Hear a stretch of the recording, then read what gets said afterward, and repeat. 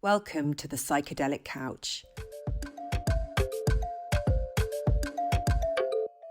Before we dive into today's discussion, we remind our listeners that using illicit drugs carries significant risks and legal consequences. Psychedelic substances like LSD, psilocybin mushrooms, MDMA, and DMT are illegal in many countries, including the UK, and their possession or use can lead to legal penalties. Psychedelics can have profound effects on mental and physical health. While some report positive experiences, others may face negative effects like anxiety and psychosis. These substances can also interact unpredictably with medications and underlying conditions. Approach psychedelics with caution and responsibility. This podcast shares information, not encouragement or advocacy for illegal use. If you or someone you know struggles with substance abuse, seek help from healthcare professionals or local support services. In this episode, I sit down with Cesar Marin, a former CNN journalist turned advocate for microdosing and plant medicine. At 55, Cesar began microdosing psilocybin mushrooms for personal growth and to overcome issues around addiction. He explains the science and protocols behind microdosing, highlighting its ability to create new neural pathways, increase emotional clarity and creativity. Cesar stresses the importance of education, intention, and responsible use, and discusses his initiatives including Microdosing Over 50 and his apparel brand Cultivating Wisdom. His story showcases the transformative power of psychedelics to inspire reinvention and connection at any age. I do hope you enjoy. So, how are you doing? Oh, I'm doing amazing. I couldn't be better, Claire. I honestly say that every day is the best day of my life. For two reasons. One, because the ones back there, they're gone. Those aren't coming back. Those are just faint memories, just tapes that I can decide to play or replay if I want to. And the ones in front of me, those are just fantasies, right? They really don't exist. So today is the best day of my life. So if I wake up in the morning with that sense of clarity, everything else then is vibrates in the right direction. Absolutely. And hearing you say that, I feel that vibration in my body too, because the only thing we have is right now. Yeah. Yeah, it's so true. It's so true. And it's so funny, Claire, how a lot of people lose sight of that sometimes, right? We're thinking in the past, if I would have done this, if I would have done that, if, if whatever, if of, and then sometimes those thoughts of the future, right? What's going to happen in 2 weeks? What's going to happen in a month? What's going to happen right now? If you Mm. really concentrate on what's going on right now and lose sight of what's right now, then, and I tell people once in a while, take a second and 60. Just take a second and look around and go, you know what? I have everything I need at this very moment. And when you do that at right now, yeah, things you get a little bit of a smile, you see things differently. So it's a lot of perspective. Absolutely.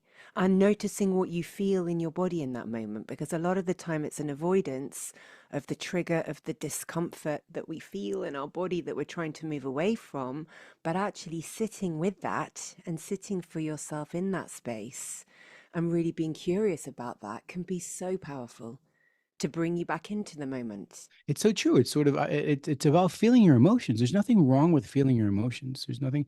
It's also how you process them, right? How you sort of analyze them, how you become that consciousness, of why am I feeling this way? Feel it definitely. You know what I mean?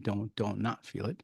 And that's a problem that a lot of humans have, right? We sort of mask our feelings or we mask, that fear or whatever we have, and instead of being vulnerable and talking about them. So it's you're right. It's very important to sort of feel what we're feeling, express them, and then in that sense, sort of once we process it, then I think we lead a little bit with a bigger smile on our face. Yeah, definitely. So, Caesar, I wonder if we could kick off with you just Yeah. telling us a little bit about you. Tell us about your story. How did you end up in the microdosing space? I know you were a journalist and editor at CNN for over 20 years. Like, tell us a bit about you. Yo, thank you so much, Claire, for letting me share my story. That's amazing, and thank you for again inviting me to your podcast. I love what you're doing. These conversations around plant medicine, around psychedelics, around alternative healing, around awakeness are so important, especially right now, especially at this moment. So again, thank you so much for inviting me and letting me share my story. And not that my story is any more unique than anyone else's story, but it is my story, and each one of us has these unique stories. And when it has to do with psychedelics, plant medicine, Some of them are incredibly fascinating. Um, I was a journalist for 25 years. I was a producer at CNN. I did start to produce in news, worked in news for a while, then ended up working in sports. So I was fortunate enough not have to deal with that fake news thing that was sort of attached to CNN, unfortunately. So I got to work in sports, which was incredibly nice. But and made a career of it. And about 2 years ago, I had found myself in that, you know, rat race, hamster wheel, doldrum of how much longer does this happen? When am I going to retire? I just become that 50-year-old just going through life, right? I was happy, I had what I needed, but there wasn't a spark, there wasn't anything there. And it was funny because at the time I was dealing with a really bad cannabis dependency, and cannabis used with intentions, I think, can be a really wonderful, powerful plant medicine, but it can also, like anything, without intentions, not you having the power over it, it can be a bad situation. So at the time, I was dealing with that. And mushrooms started to come into my space, right? Someone close to me has an experience on the 4th of July, and they were like, man, it was incredible. My kids who an hour before I wanted to kill them, now I wanted to hug them. My husband was just, I felt so lucky. So mushrooms sort of started speaking to me, and out of a recreational curiosity, I stepped into the psychedelic world. I hadn't had a psychedelic experience before the age of 55. And it was out of that recreational curiosity that a lot of things opened up. I realized that there was this thing called microdosing, that people were using a small amount of psychedelics to overcome dependency. And I said, well, maybe that's the way I can help with that cannabis dependency. It also sparked a lot of intuitiveness, creativity, empathy, and my most authentic self. And as I then start to realize that I was going to get laid off from CNN, CNN had been bought by Discovery, and the writing was on the wall. I figured in my first psilocybin journey, the medicine pretty much told me, they said, you realize you're going to be a number on a spreadsheet, right? You're going to be come up on an office. They're going to look at a spreadsheet. They're going to say number 67. How long has he been here? 25 years. How much is he making? No, we got it. Sorry. He's a great guy. Everybody loves him. The security guards even know when his birthday is, but sorry, he's got to go. He's got to go. It's just a number. It's a business. So I knew that was going to happen. And with the microdosing, I was like, what am I going to do next? What do I do? And it was funny, Claire, because as I start to share my story with people at CNN, I went from, hiding my plant medicine cannabis use at CNN to proclaiming I'm using mushrooms. I'm microdosing. And people are like, what are you talking about? I'm like, no, seriously, I'm microdosing mushrooms. And they're like, are you right? Like right now, I'm like, yeah. I go, do I look high? They're like, no, your shows are amazing. I go, do I look like I'm tripping? No, you really look like you're here in the moment amazingly. And I was like, that's what it's. So I started to talk to people about this. And there was a moment where I said, I want to wear a shirt. I want to wear something that says that I'm using psychedelics, that I'm using mushrooms, that, so I can talk to people, because it just became this conversation piece. Look, I was able to overcome a cannabis dependency. I was able to sort of, have this vision. And the sense of everything that was out there was very trippy, was very tie-dye, was very psychedelic-ish. And Claire, I said, honestly, look, if a guy like me with these gray hairs starts talking to you about psychedelics with some tie-dye shirt on, what are most people going to say? Listen, hippie, listen, stoner. Why don't you go listen to your Grateful Dead 8-track tapes and come back from the woods when you're not high, and maybe we can have an adult conversation. So that's when I said, you know what? I want to create an apparel brand that has apparel that's like this, microdosing, right? So what does this do? This starts conversations, Claire. Someone says, you microdose? Yes, I do. I've heard about that. Someone says, oh, you microdose? So do I. What are you microdosing? Oh, I'm microdosing psilocybin. Really? I started microdosing LSD, and it's totally different, and it's amazing, and it's incredible. Oh, and you have a reliable source that I can get this? Oh, amazing. Now, obviously, Claire, that being said, I'm not advocating that anyone does anything illegal, right? I'm just sharing my story and how these medicines changed my life, because I think that we really have to preface all these conversations by that, right? It's sort of, this is, people's lives have changed, but you have to educate yourself, and you have to, and I think that for me was The biggest key component to microdosing was my being able to educate myself. Like I didn't just say, okay, you know what, let me do some psychedelics. You know, I said, let me really dig deep into what this microdosing is, and let me do some research, and let me do, where are there studies, and what are people saying, and are there Reddit channels that we can sort of look into, and then to make a really long story short, that's how microdosing came into my life. I ended up, yes, getting laid off from CNN. I created the apparel brand so people can have these conversations. And then in all of this, I realized that there was this bridge that needed to be built between people stigmatized that psychedelics were bad, they were horrible, they wouldn't kill you, or who had that one bad experience because they didn't know. They just put their hand in a bag of mushrooms and ate a bunch of mushrooms. Once I started to share my experience and what I was doing more on social media, I realized that a lot of people who looked like me, a lot of people with gray hair, a lot of people who had lost their jobs, a lot of people in their 50s were reaching out to me saying, "What is this microdosing thing?" And I realized that, there needed to be some information. There needed to be a platform for people over 50 to get honest, open, and objective information about microdosing and about psychedelics. And that's when I decided to create microdosingover50.com so that we can have this place for people to come and get, like I said, that honest, open information about microdosing and psychedelics. So it's been a wild 2 years. It's been exactly 2 years since psychedelics and microdosing came into my life, and it's been beautiful, Claire. It's been such a wonderful, wonderful ride. Amazing. I mean, I wondered whether you could maybe share some of the education that you've learned over that time, and just tell listeners who maybe don't know much about microdosing. I'm noticing in my practice Yes, as a psychotherapist, I'm increasingly having colleagues ask me, clients ask about it, about protocols. Maybe you could share a little bit, and maybe the age piece. Whether or not we're over 50, in our 40s. I mean, I'm assuming that this information is relevant to all of us as opposed to just, what you're doing with the over 50s. It applies to everyone, right? correct. So, what is microdosing, right? Microdosing in sense, because I hear some people, oh yeah, I microdose once in a while, I have a little mushrooms.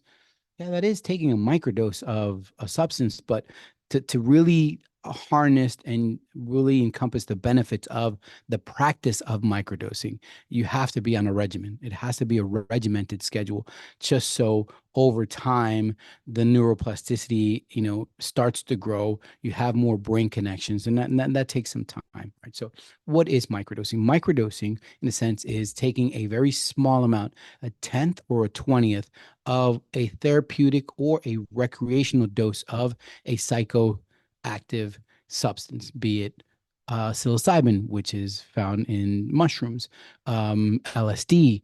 Some people are microdosing ayahuasca. Some people are microdosing mescaline.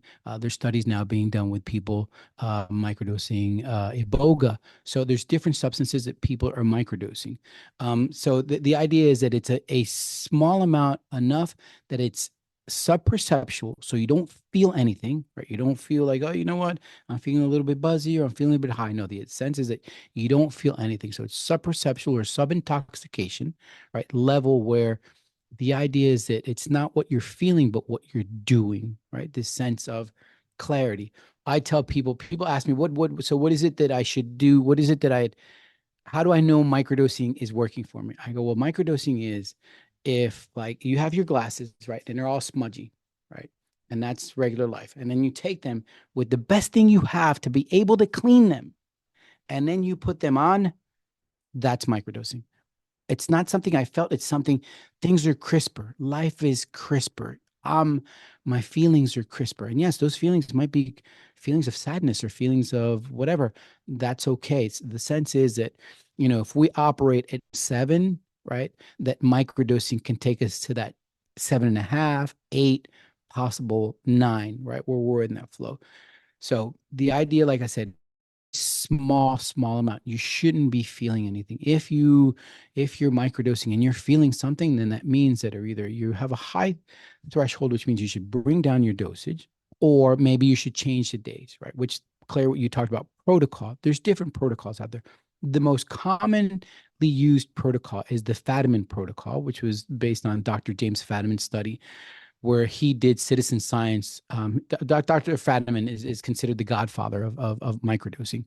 And with the citizen science that he did, people were reporting to him that the best sense they got was this 1 day on, 2 days off protocol, right? It's a dosage day, right? Sort of you're in the medicine, you're feeling amazing, life is beautiful, things are crisper. That second day is a transition day, transitioning out of the medicine, right? That third day is an integration day, right? You're integrating back into without having the medicine. When that person cuts you off in the highway, are you going to sit there and blow on the horn and tell go F themselves? Or are you going to take a deep breath and go, you know what? Life is okay. So the Fadiman protocol is a wonderful, wonderful protocol. That's the protocol that I started on. That's the protocol that I recommend. It's easy to manage and sort of figure out where you're going. There's other protocols like the Stamets protocol. Paul Stamets calls for 4 days on, 3 days off. There's the intuitive protocol, right? Where people they use a little bit more intuition. You know what? I got this project that I'm working on. I'm going to, intuitively microdose. If people are microdosing LSD, there's different protocols for that. So the idea is that that education in yourself is incredibly important, right? Like I say, don't microdose because Caesar's microdosing, right? Don't microdose because Claire had a podcast about microdosing. Like, let that be what pokes at your childhood curiosity, and then go educate yourself. Get a book, listen to more podcasts, do some research. That's what's important if you're going to start to microdose, because not everybody's protocol is going to work for everyone. Not everyone's dosage is going to work for everyone. So that's why the importance of it, and you'll hear this term a lot with people who are at the forefront of the study of microdosing. It's like this citizen science. What works for you? Do some science, right? Start off low and do that for a week. Maybe the next week, go up a little bit more in milligrams of what you're dosing. Play around with protocols. Here's a great gentleman who I was working with, and we started with him doing 1 day on, 2 days off. And he said, Caesar, it's like the first day I'm really in tune. The second day I'm there. He has it's a really high deadline. Like every day it's 2, 3 deadlines, just really high paced. And he says, like, but that third day, it's like again, like it's like the deadlines are there. And I said, well, let's change it up a little bit. Why don't we go 4 days on, 3 days off? And he said, okay. So we started on that protocol. 4 weeks later, he calls me and he goes, Caesar, I got called into my boss's office. And I went, what happened? He goes, they want to know how my productivity went up 15% in the last month. Wow. And he said, I'm just more focused. The deadline, the idea of the deadline doesn't even exist anymore. That's not even a thought. The only thoughts I have is what I need to do to make sure that the deadline is not a thought, right? So for him, the 1 day on, 2 days off, it was there. It opened it up. He sort of saw it, but there was something where it just didn't click. When he went to the 4 days on, 3 days off, that's where he really found his, his flow state, right? He found his afterglow. He found that perfect rhythm for himself. So, with microdosing, definitely do some education. If you can find a guide, a spotter, I like to call myself more a spotter than a guide, right? I'm not going to climb the mountain for you, right? But I'll give you some guidance. I'll give you some tools besides the microdosing that can help you get to where you want to be or where you hope you can be.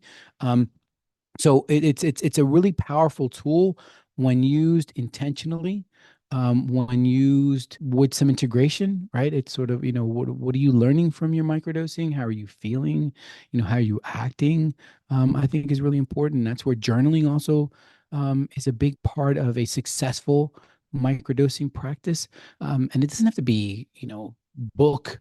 It's just, a couple of things. In the morning, what are your intentions? At the end of the day, what was the high and what was the low? And then keep track of your dosage, how much and what days. But it's definitely a tool that when used correctly can have a lot of benefits. The problem is when people say, oh, I heard that Billy's microdosing. I'm gonna go get some capsules and let me start today. And then, okay, but what I don't feel it. What, yeah.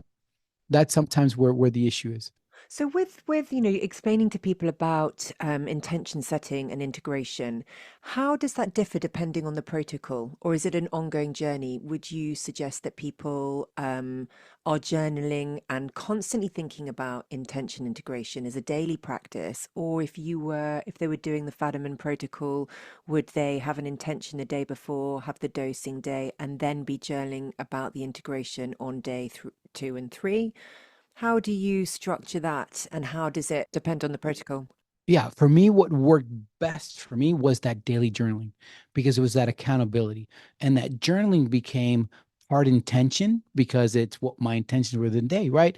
It was almost like I was giving the medicine a roadmap of what I want. Hey, my intentions today are to go into the supermarket and say good morning to as many people as I can. Right. My intentions today are to finish that project that maybe I should have finished yesterday, but I was procrastinating a little bit. You know what I mean? So I think it's important to have intentions on a daily basis. It's what we're, and people are really great about is, they have a calendar and everything is already set, but those are your life. What are your other intentions? What are your intentions to be yourself a better person? So that's really important. And the integration also comes from, again, that journaling at the end of the day.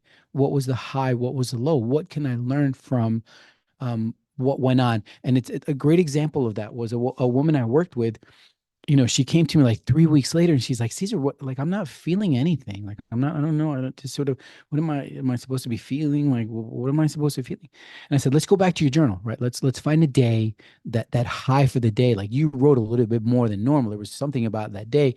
And she went back and she went, wait a minute. There was this day where this coworker of mine who I can't stand, like I can't even stand the way she breathes. She came to me with a situation and I took it like it was, she said, I took a deep breath before talking to her. And instead of coming it with her with, friction, I came at her with love. And she said the conversation completely changed. And we realized we had a whole bunch of things in common. And now we're going to have lunch. And I was like, you see, it wasn't about what you were feeling. It was about what you were doing. So that journaling is an incredible part of that integration Mm. because it goes back to what am I doing? What can I do? You know what? When you write that high and that low, right? Wow, that low was really bad. I really should not have acted that way. Well, then integrate the fact tomorrow that you're not going to act that way anymore, right? That maybe the next time you'll think about it before you're doing that. So the journaling is an incredible part of that. And I think that what happens is, especially when you start your protocol and you set your intentions, right? When I work with people, when we start, I say, okay, close your eyes. Okay, we're going to work for 6 weeks, right? What does that you look like 6 weeks from now? What do they look like? What is it that you want them to look like, right? And then we're going to start to behave like them. We're going to start to think like them. We're going to start to feel like them.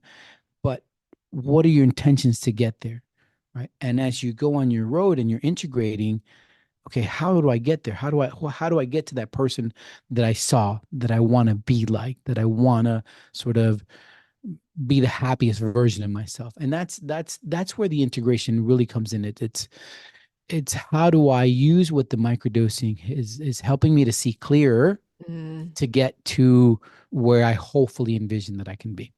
How do I start to live out that image that I Yeah. hold? Yes. Mm. Yes. And Caesar, why psilocybin for you? So you mentioned that there are quite a few different substances that people microdose with. Tell us a little bit about how you landed on psilocybin. The mushrooms came to me. The Yep. mushrooms literally, yeah, it's a funny story. And the mushrooms have become my medicine. I've had experiences with other medicines, but there's something about the relationship that I've created with the mushrooms, the journeys that I've had, and the experiences during those journeys with the mushrooms on bigger journeys, that I really feel that there's something that's why they're like everywhere, right? It's it's one of these situations, and again, they were the first ones to come to me. This person having the experience with the psilocybin. Then a couple of weeks later, on a bicycle ride in Atlanta, someone who was riding next to me, I said he had this huge smile, and I'm like, "Are you okay?" And they're like, "I just had some mushrooms, and I feel like I'm a child riding a bike for the first time." And it was fun because it was that same person who I later say, hey, so where can I get these mushrooms? And they go to me, they go, these bikes don't pay for themselves. So the mushrooms not only bring me this person to talk to me about it, but they also bring me the safe source to the mushrooms. It wasn't like I had to go on the internet or something. So for that reason, I have a sense that the mushrooms, they were saying, hey, here we are. And I think the other thing with psilocybin, um, is it's the entry point of psilocybin is a lot less scarier to a lot of people than, let's say, LSD, than, let's say, mescaline, then let's say there's something about, hey, this came from the earth. Like this grows, right there. There's some natural nature part of it that is really calling to me. And that's why again, I have a really wonderful relationship with psilocybin. I grow my own, mushrooms here thanks to, a wonderful partner that we have. So I play music for them and I talk to them. So there's this wonderful relationship that I have with them. That being said, I have microdosed LSD and it's a completely different experience, but the relationship is not almost as profound as it is with the mushrooms, right? Like I can't play music for the LSD. I can't talk. I don't see the LSD grow and Yeah. and see it. You know what I mean? So it's definitely a different relationship, and that's why to me the psilocybin is so close to my heart. And you really are cultivating wisdom by growing them and having that experience, kind of nurturing them. Yeah, yeah, and it's funny because that's where the name for the mission came from, right? It was these mushrooms, they cultivate wisdom in us. That's what they do when they're used intentionally, right? When they're used in the right set, when they're used in the right setting, they can really, really produce some profound wisdom in the human mind, right? And it's beautiful. It's amazing. And I think the more we have these conversations, right? Like I said, we're not some tie dye. We don't look like we're going to some rave or some, we're professionals. We're mothers, we're fathers, we're husbands, we're daughters, we're butchers, we're the guy at Starbucks, we're entrepreneurs, we're lawyers, we're therapists who are using these medicines responsibly.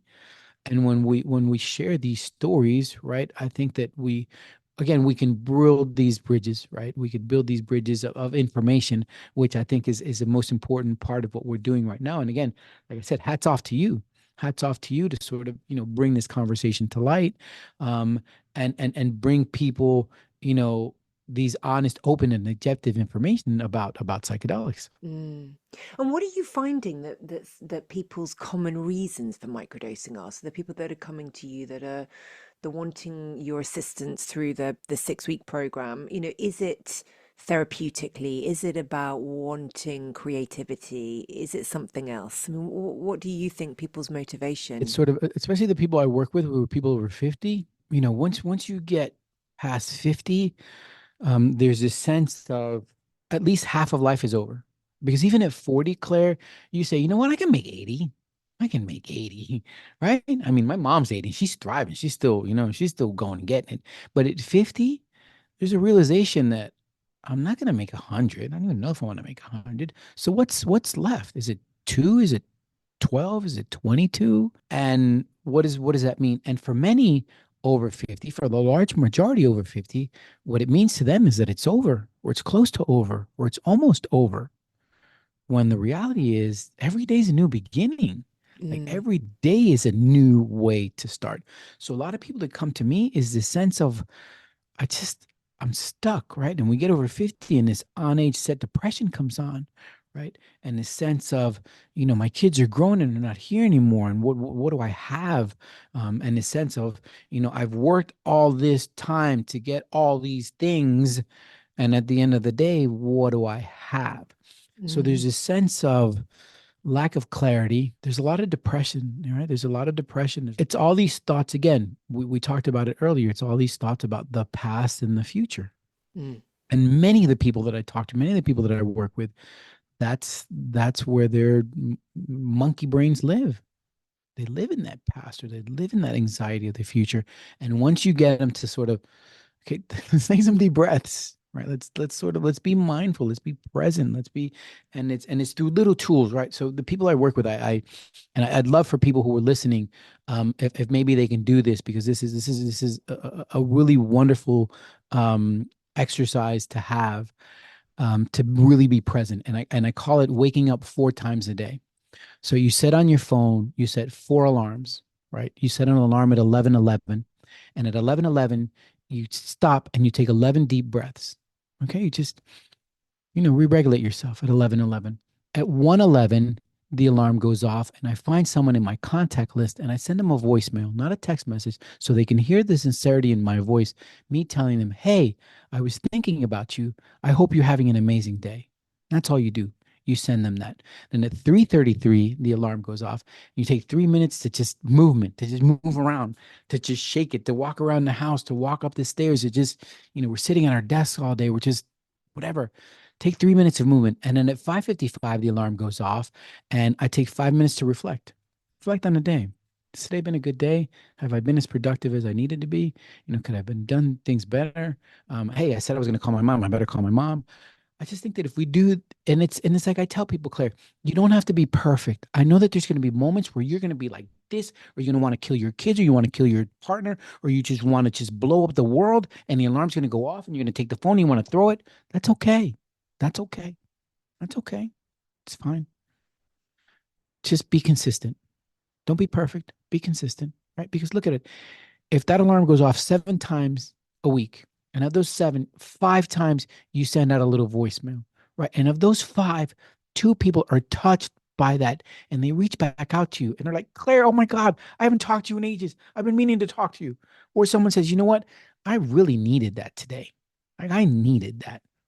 I love that idea. I will be doing Yeah, it tomorrow. good. And there's a really special. I've got a friend as well. We have this thing about 11:11 that we always seem to notice 11:11, and the 11, the one is a very Yeah, significant number, right? So I love the yeah. fact that you're using that again to kind of tap into the energy of the numbers and send messages and just reconnect to oneself. It's so powerful. And it's even important too, to have that connectivity to the ones that are really close to us, right? Sometimes, like this could be used for a lot of bad, but it can also be used for some good, right? So in the alarms also, I have alarms set for my kids, right? Let me be present for my kids at least once a day, right? To say, "Hey, thinking about you," or "Hey, here's a little smiley sticker," or "Hey, you know here's whatever." So it's we get lost sometimes, and it's that connectivity, that human connectivity. And that's why, look, I always tell people, and that's like we said, the mushrooms have been an incredible part of my life the last 2 years. And I've realized that, Claire, we're all mushrooms. Like, every single human is a mushroom. And we have the potential to create mycelial networks and mycelial connections with these other mushrooms, and decide how strong we can make them. And when we do that, it's amazing. It's amazing what we can do. I was yesterday at a meeting of the Atlanta Psychedelic Association, and just the amount of love, the amount of caring, the amount of just empathy for people without having this thing in our hands, right? Hmm. It's Mm, beautiful. I think it's wonderful. mm. Absolutely. Yeah, you just reminded me this morning. I was due to go swimming, and I got into the changing room. I was half ready, and I thought, this doesn't feel right. I don't want to be here right now. And I'm not shy of getting in the water on a very cold English day. But I felt like I needed just to be somewhere else. And I got out and into the where I live, there's a beautiful common and woodland, and just to be in that space and to see the light coming through and be so touched by the beauty of our existence. And then I met a couple of people, had a gorgeous conversations, and I just knew that when I left that pool, there's a reason why I needed to be somewhere else and really connect to that love, and just to be in nature. It's really awesome when we can start to listen to those voices within us and be Mm, pulled by that mm, that need for connection, or that need to be in that loving space. mm. And we have to listen too, right? It's that sense of, but we also have to look for it, right? we're sometimes so shied away from, not looking up and maybe smiling at people for whatever reason. And I get it. You know what I mean? We live in a sort of, we live in this world, but there is this sense of, like I said, sometimes one of my intentions during the week is to go into the supermarket and just say good morning to everybody. Just intentionally say good morning to people, because you don't know who might need that, right? You don't know, who that might change. Yes, you might get someone to go, yeah, you know what, go F Mm, yourself. mm, On mm. a horrible day, go mind your own business. You know what I mean? And that's okay. Okay, I'm gonna go do that. And you go, And it takes a lot of practice to listen, because of course I'm half there thinking, come on, you're here, you've got your towel, you're nearly in the water, get on with it. You could do with the exercise, you need to do this, you need to do that. But actually the kind of not listening to the monkey mind and all of the things that it thinks it needs to achieve, and actually be driven by the heart, is a really different experience. And it's scary, right? Because you're not going to complete your to-do list, and you're not going to be as productive, in inverted commas, as you may have been otherwise. But yeah. like you say, you lead from a different place, and the people around you are gonna have a much better experience of you. Mm, So think about, those people that you talked to today, and you touch them in any way, just because having that conversation, having that human connection. Yes, the pool would have been awesome. Yes, the pool would have been a great thing to get on the to-do list because I got my exercise out of the way. But maybe that human connection wouldn't have been there tomorrow, right? It was there today. It needed to happen today. The universe said, Claire, no, we'll swim another day. Today, you need to go connect to people and have people smile. And when things like that happen, it's beautiful because, and especially when you're in touch with it, right? Because I'm sure there'd be people that would have that same situation as yourself, and then would go home and be like, oh, I didn't go swimming, oh, whatever. And now, so what? Mm. I tell people, look, there's enough people wanting to beat you up. Don't be the one Don't that's be too, beating yourself up. don't Exactly. don't add to it. I was thinking maybe Yeah. you could tell listeners a little bit about the difference of the impact on the brain between microdosing and a macrodose. Oh yeah. So, Yeah. let's just talk a little bit about the science, as it's the new Mm, religion. mm. Perfect. Like we said, microdosing, very subperceptual, right? You're not, again, neural pathways are going to be firing off. There's going to be new connections in the brain. There's this great sort of correlation to, the brain lives in this default mode network, right? We're always programmed to sort of think and act in a certain way, and sort of these slopes that are the same. And when we microdose, we start to lay down, new fresh snow, and maybe find different ways that we can navigate. So that subperceptual, I'm still able to function. Things aren't moving, things aren't changing colors. That is that baseline for microdosing, right? Then people could move on to what they call a museum dose, right? A recreational dose, some people might call it, sort of in that 1 gram to 2 grams area, where people might realm. That's more a sense of, for most people, auditory, sensory perceptions are going off a little bit harder. Yes, something's going on. And then obviously a bigger dose, a macro dose, let's say anywhere 3 grams and above. For most people, what that does is it opens up these really, really neural pathways of the conscious mind that aren't open when you're not on the psilocybin, right? These medicines have been used for millennia for people to really tap into that conscious being. Everyone's experience is incredibly different, and again, depending on set and setting, is going to change. So what I tell people, again, educate yourself about what a macrodose is, and also, more importantly, what are your intentions, right? If your intentions are you going in just to, I don't have any intentions, well then that can be a situation, that could be a problem. All psychedelics, what they are, it's psychedelic means mind expanding, right? Mm, We're mm, expanding the mind. The molecules are really expanding those brain cells that maybe are dormant, right? That sort of mm, sense of, just this is from a personal experience. My first big macro journey, one of my intentions was to tap into things that held me back, things, limiting beliefs that I had in myself, and where did they come from? Like, what was that? And in my journey, I was returned to childhood situations where that is where that blockage was coming from, right? Situations of fear of failure as a child, right? The consequences that would come from that. And it took me, to this past memories, right? This maybe closed off chapter in my life, or this closed off closet in my life that was holding me back, that maybe if I opened it up and I addressed it and I realized where it came from and I realized why that happened in that period in my life, you know what I mean? And maybe what, the lessons that could have come from that maybe before I wasn't seeing, that was only due to a macro journey, right? That openness happened because of that macro journey. So it definitely, from my experience and from everything I've read, macro journeys have that real potential to open up that true consciousness of what maybe the brain or we have closed off or shut off to, right?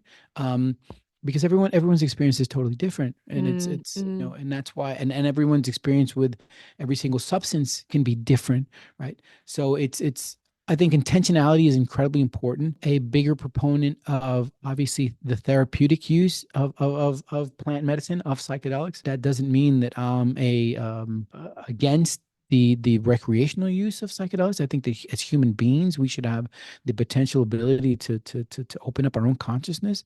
I just tell people, you have to be you have to be mindful, right? Psychedelics are not for everybody. They're mm, not. mm. Mm-mm. They're And not maybe, for yeah, everybody. maybe now's a good time to talk about kind of Yeah, risks. important, Yeah. super important, because risk reduction is really important in and risk reduction number one comes from education. Education is our biggest tool, our biggest power to harm reduction, because then we can realize, is this for me, is this not for me? And part of that education also includes talking to your therapist, talking to your doctor, talking to your practitioner about what you're intending to do, right? It's this is that's really important. That harm reduction is really important. So to avoid or mitigate the risks, it's about educating ourselves first, right? Really knowing, and education through talking to our specialists, right? Who are in our lives, who are right now taking care of our health, right? And educating ourselves in the sense of there's a lot of information out there. There's tons of good studies that are being done. There's really good books that are being written. So that's the first part. Mitigating the risk is really important. Now, risks. What are the risks possible? Um, with microdosing, I would say people who maybe have bipolar issues, again, with something that's going to open up or tap into different neuroconscious pathways. If there's that bipolar situation, are we going to sort of go one way or another? So from what I've read, and again, I'm not a therapist, I'm not a scientist, I only go on what I've read in my own personal experience. I've read that for people who suffer from bipolar, this isn't it's not a good idea. And risks, like anything, no, if you're using this incorrectly, right? Risk in the sense of, hey, let me take one microdose. Hey, I'm not feeling anything. Let me take another one. Hey, I'm not feeling anything. Let me take another one. Oh, wait a minute. That wasn't a microdose, Mm, right? So mm, that's risks in that sense. Risk for microdosing in the sense of, you know, um, I'm gonna crash the car, or I'm gonna, be impaired. I tell people, when you start to microdose the first time, do it at home, do it on a day that you don't have a lot to do, where you can sort of get a sense of what this is going to do to you, how are you going to feel. But I've never had an experience with people I've worked with or myself where there's been risk of someone having an altered experience through mhm, microdosing and having an accident or something like that. Obviously, with macrodoses, there's tons of risks, especially if you're by yourself, right? Especially if it's, an uneducated journey, an unintentional journey. There's a lot of risks in that realm, right? So it's again, lack of education, I think, is the biggest risk, because someone could say, oh, I heard, if I eat mushrooms, I'm going to cure my depression. What does that mean? Eat some mushrooms. Well, how much are you going to eat? I'm just got a bag and I'm going to eat them. Well, what are your intentions? Well, I don't have any. Those are risks, right? I think the biggest risks that we run is the lack of education. Hmm. And that's why podcasts like this are incredibly important. Like incredibly important. They're paramount, literally paramount to the success of psychedelic medicine, of plant medicine, you know, being used correctly. It's really Mm-hmm. important. So And tell me, you mentioned your macro journey. How do you sit macro journeys alongside your microdosing, or did that happen at a different time? I'm just thinking about people that maybe have booked a couple of ceremonies and want to microdose in between. Tell us about gaps and spacing, and hmm. maybe you could educate people a little bit about that. Yeah, I love that's another brilliant and wonderful question. Um, and I start with my experience, right? With how I sort of navigate this realm. The same way that I feel that the mushrooms came to me, right? They called for me. I didn't look for them, they came to me. I also am very intuitive in listening to when I have a sense that, you know what, maybe it's time for me to have a little reset. Maybe it's time for me to sit again, with a bigger journey with the medicine. Most people who psychedelics have become a big part of their lives, they'll look at having macro journeys 2, maybe 3 times a year. I think anything more than that, I think we're sort of pushing that limit. I've had the last of my first year that psilocybin was in my life. I had 3 journeys. This year, I've only had 2, which were perfect, and they were when the medicine was like, okay, I think we're ready to have. So intuitively, listen to the medicine. You'll hear a lot of people in the space say, you know what, I mean, the medicine told me, I heard the medicine, I was listening, I had a calling. So that's really important. And with the microdosing, it's important to make sure that you do take breaks, right? You talked about, in between, what do you do? The microdosing, it's not something that you want to consistently do. You want to take breaks, whether it's that break inside that protocol, you know, 4 days on, 3 days off, or that 1 day on, 2 days off. Make sure you have that time off. But I tell people, don't microdose more than 6 weeks at a time, 4 to 6 weeks at a time maximum, and then take a good 3 weeks to a month off, a good break to create some threshold.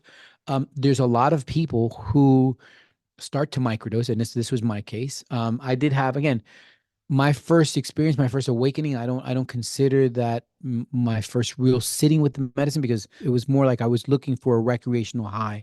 It wasn't an intentional sitting with psilocybin. So for me, I started to microdose, and then during my microdosing, my first 2 weeks was when the medicine was, okay, you're ready to have a big sitting. You're ready to have a big journey, with psilocybin. And it was actually my 55th birthday. It was 2 years ago. And I tell people, Claire, the podium of my life, the birth of my 3 kids, without a doubt. Number one, that's top. Number two, meeting the love of my life after the age of 50. And number three, that day, that day, because it was an incredibly profound day with a lot of messages, a lot of really seeing who I am, what path I need to take. So that was an incredible experience.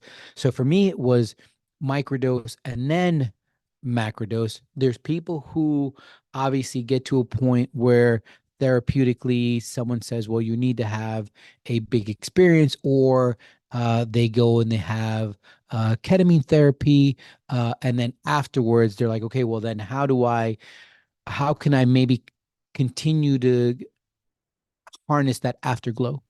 And Hmm. sometimes it's through microdosing. For some people, it's through microdosing. So there are people who start to microdose and then macrodose, and there's people who have a first macrodose and then find that microdosing helped them to continue to have that afterglow. And the importance being the gaps between, so that you can really integrate what comes up. Very important. And even if you're just on a microdosing protocol, ensure that there are gaps of 3 weeks a month between every kind of 6 weeks. Hmm.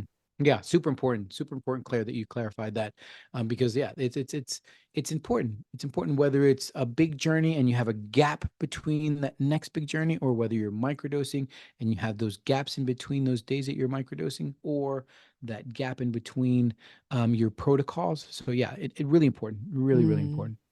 What would you say? with the work that you're doing, what are some of the misconceptions that you come across? You know, when people see your t-shirts and start conversations with you, are there any kind of common misconceptions? The common misconception obviously is the you're on drugs. You Mm, know what I mean? That's the common. I think that now there's a lot more curiosity, but there is definitely, yeah, this is still illegal. You're still doing drugs. And it goes back to the point where I say, Claire, look, I'm going to talk to five people, right? Two of them are going to say druggy, illegal, you're going to go to jail. That makes people crazy. You're not my friend anymore. You're doing stuff that's bad. Two people are going to say, excuse me, what did you say? What did you wait? What that microdosing thing? What is that about? You poked at my curiosity. I'm going to do some research. You're going to have mm. that one person that's going to go like, wait a minute, what? You're telling me that you were able to overcome your cannabis dependency through microdosing? Yes. Okay. Come on. Teach me more. Let me know. I want to start this. Yeah, maybe you could tell us more about that because that's such an important piece. How did that come about, or what did that look like for you? Before the relationship with cannabis was really bad. Like it was 24/7. It was get up, get high, go to work, get high, at work, get high. It was just it was this ongoing cycle where the cannabis had control of me. I didn't have control of it. Addiction, right? It's addiction. Addiction is a quick burst of dopamine that at the end of the day is unmanageable. It's unsustainable, right? But you got to go back to it somehow. Um, and through reading on how microdosing can potentially, fire those neural pathways of rethinking, right? Of thinking at this moment, do I of learning about intentions, right? What are my intentions with cannabis? What were my intentions with cannabis? Was there a reason to do it? Could I potentially say, not right now? I could. And the idea for me was, okay, there's this dependency that I have, right? I have two options. I continue going down that road or I try to microdose. But if I'm going to try to microdose, I'm going to hold myself accountable. It's part of the journaling, right? That's part of the, intention setting. My intention today is I'm not going to smoke cannabis. And when that cannabis comes around, I can say, not right now, right? Because for me, it wasn't like, I'm never going to smoke cannabis again. That's that's a long time. And that, from what I've read with people, in different programs, let's say like AA, there's a lot of relapse from people say, I'll never drink again. And they hold on to this number 40, number 48 sober, number 369 sober. And then when for whatever reason something happens, then it's like, then the wheels just completely come off the wagon. So for me, it was like, you know what? Every day the intention is I don't need cannabis. And if ever it's there, I can say, hey, not right now. Do you have intentions to? No, then not right now.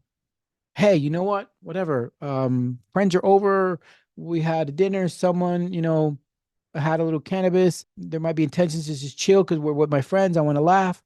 We'll see when that happens. But right Mm. now, I don't have any intentions to. So it's that mindful clarity that microdosing gave me, right? That sense of now, right? We talked about it earlier. And Eckhart Tolle's book, it's the power of now. I mean, it's so powerful. Just that term right now, the power of now. So microdosing gave me that power of now to be able to say, you know what? I got to change this relationship that I have with cannabis. And you want to hear a wonderful story, Claire? This pendant right here that I have, Yeah. when microdosing and psilocybin comes into my life, I call my mother and I go, Mom, you know that cannabis dependency that I deal with? She goes, I'm your effing mother. Of course I do. I went, well, Mom, get this. I'm going to start to use psychedelics to overcome my cannabis dependency. And she went, are you crazy? Like, have you lost your mind? Like, seriously, Cesar Marin. Like, have you seen how old you are? Like, have you seen you have three grown kids? What are you gonna tell them? Like, she literally said, she goes, have you smoked that much weed that you think that that's the solution? And I said, Mom, look, I'm a journalist. I worked at CNN for 25 years. I've done my homework, right? And I have two options.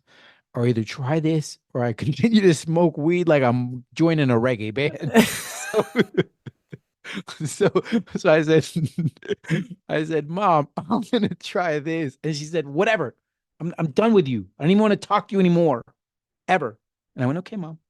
A month later, and she says, wait a minute, this dude started his own business. He's talking differently. He got laid off and he's living his best life. She's in Colombia and she sees this pendant and she buys it for me. And when she hands it to me, she says, I'm so proud of what you're doing. So I tell people, Wow. Claire, my parents are proud of the fact I use psychedelics. If that's not an endorsement, what is? My Oh, that's so 80-year-old mother approves of the fact that I use psychedelics. incredible. I love that story. What advice, Cesar, would you give to someone that's kind of new to this, that's wanting to start microdosing, that doesn't, just doesn't really know where to go, where to start? And you mentioned the legal status that we face all over the UK. I know in certain states in the US it's different. Here's what I say. One, download my book. Download my book. Download the free ebook just so there's good inform yourself. Mm, Inform yourself. That's the best way. With mushrooms, right, which is the easiest sense to microdose because you can literally grow your own, right? Here in the States, there's a couple companies who sell um research kits that you can grow your own medicine. And I tell people the legality of it, yes, is a slippery slope. Don't do anything that's illegal. There's a lot of things that are done in this world that are illegal. Who is someone to tell me that I can't grow my own medicine, that I can't grow something that the earth has given me, right? If I'm going to use it in a healing way. Um, I don't think that you're that important or I'm that important that the cops are going to come knocking on my door saying, hey, I hear you have some mushrooms. That being said, don't do anything that's illegal. But if you can do some research, do some research. Here in the States, there's a gray market, right? There's a gray market, so there's ways to obtain medicine. Definitely do your homework and find your people. Find your mm, people, right? The internet's a small world, and find your local psychedelic association. A lot of places have them, have people who meet and have these wonderful conversations. Look, we meet here in Atlanta once a week. It's a wonderful community and we come together and we share stories and we put our phones down, and it doesn't matter what political party you're affiliated to. It doesn't matter if you're pro-gun or anti-gun. It doesn't matter if you're, obviously abortion is a big topic here in the States. It doesn't matter if you're pro-life or, pro-choice. It's just you're a human being, right? So find your humans. My mm. suggestion is if this interests you, find your local, humans, right? Educate yourself. If you can, do your research on your own medicine for sure. That's the best way. Again, you have a relationship with it, right? I talked about it earlier. I I play music for my mushrooms. You know what I mean? I have a relationship with them. If you can do that, that's a good relationship and a good way to get into microdosing. Now, again, that being said, Claire, I realize we live in a world where we're just like, wow, we're 100 miles an hour. And Caesar, are you serious? I don't have time to sort of sit there and see some mushrooms and play music for my mushrooms and sort of, well, then if that's the world you're living in, then maybe you really need to microdose and slow down a little bit and take that deep breath and, play some music. It's sort of, yeah. The other advice, of course, Claire, is just, yeah, let's take a couple deep breaths once in a while, right? Let's realize that today is the best day of our life. Today, today, for all of us, for all of us, the best day of our life is today. And when we do that, I think we can really find a way to make ourselves better and the people around us better. So educate yourself. Yeah, definitely microdosing has helped me. It's helped a lot of people. It's shown me a different path. It's my life performance enhancer. Mhm. You know what I mean? So it's yeah, it's changing a lot of people, but definitely do some education on yourself. Yeah, definitely do some homework. Definitely listen to some more podcasts, talk to other people. And Cesar, where can people find you if they want to download this, your free guide, Yeah, awesome. and buy a Thank you, Claire, for t-shirt? letting me share. Yeah, so definitely. So microdosingover50.com is the place for people to get, like I said, honest, open, and objective information about microdosing. There's a couple courses that I have on there. I have a small little class on how to reinvent your life at any age, right? I was, I had to reinvent my life at 55. For many people, 55 is like it's almost over. For me, it was like, no, wait a minute. And you can reinvent your life at any age. It's just you have to believe in yourself, and there's these little tools that you can use. And microdosing was one of these tools for me. But I want to empower people to really believe that they can, reinvent themselves at any age. So there's a course on that. There's a great course on how to use microdosing to enhance your creativity and your cognitive skills after 50. There's also a course that's in pre-sale that's an A to Z on microdosing, from what is microdosing to intentions, to how to grow your own medicine, to, some of the things that over 50 we deal with. And then we are putting together a couple of retreats next year in Mexico, go and empty out their cups. So, microdosing over 50 is a really good resource to get some good information. And then for the apparel brand, cultivatingwisdom.net. Again, the idea is, for people to be able to manifest the fact that we're using these substances responsibly, right? That we're using them ethically, that we're using them in a right way. That again, like I said, it's moms, dads, it's entrepreneurs, lawyers, that we're normal people, so that we can start these conversations. And then on Instagram, it's cultivating.wisdom. That's just me being me and sharing, some of my daily stuff, and people I come across, and studies I come across, and it's just different things. Definitely the microdosing over 50 is the best place to find me. And, I'm on all that other stuff, obviously YouTube and TikTok and, everything else. So not that we have to be, but what's really cool, Claire, that nowadays, I started working in CNN when to get your message out there, right? So in other words, 25 years ago, if I wanted to talk about microdosing, I literally needed a studio, and I needed cameras, and I needed a control room, and I needed a satellite, and I needed to buy some airtime so I can get my message out there.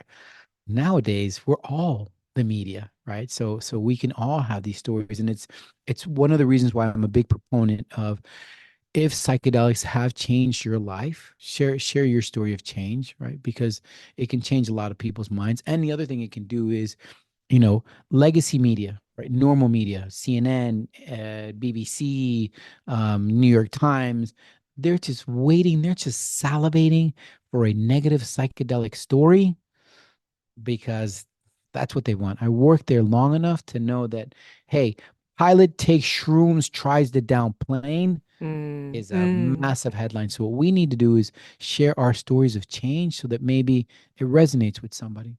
Maybe an editor says, hey, wait, look at that story of that veteran that, like, he was ready to take his own life, and now, he had this experience, and now he's got his own clinic. Look at this therapist who has turned her practice around completely, and is now using, psychedelic therapy to help couples. So there's just so many wonderful, beautiful stories that if we don't share them, no one is going to know. The media's not going to know. They're just waiting for these other stories. So, like I said, there's many beautiful stories. There's many beautiful stories that have come through transformation.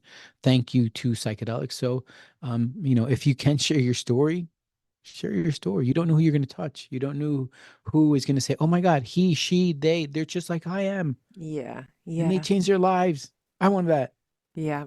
Oh, Caesar, thank you so much for your time today. I've really enjoyed talking to you, and I think I need to get myself one of your t-shirts. So let's do this, Claire. I'm going to put a promo code Couch20, Yeah, so that your followers and your listeners can get a 20% discount, right, at the amazing. store. And yeah, let's do that. Yeah. Yeah, that sounds like a great idea. Awesome. Awesome. People who listen to the Psychedelic Couch for Life will have a 20% discount at the store.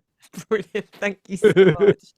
Thank you, Awesome. Caesar. Claire, like I say, look, every day is the best day of my life. Thank you for being part of the best day of my life. Oh, um Thank you, like I said, for having these conversations. Thank you. It's so important, that we do have these honest conversations, and that we show that we're normal people, right? yeah, exactly. Exactly. Thank you so much for opening up your podcast to letting me share my story. That was a great way to start the day. And what a pleasure, Claire. What Oh, a thank serious, you. wonderful, wonderful pleasure meeting you. You're a good mushroom. Thank you, as are you. Thanks so Thank you, love. much. I Thank appreciate it. you. Have a great one. Yeah, Thank you, have a hon. great one. Bye. Ciao, ciao. Bye. Bye Bye. bye. Ciao, ciao. You've been listening to the Psychedelic Couch. For more episodes, please follow me on Spotify, Apple Music, or wherever you get your podcasts, and find me on Instagram at the Psychedelic Couch and at Clare Faulkner Therapy, where I will be keeping you up to date on the latest episodes and information surrounding all things therapy, psychedelics, and expanded states.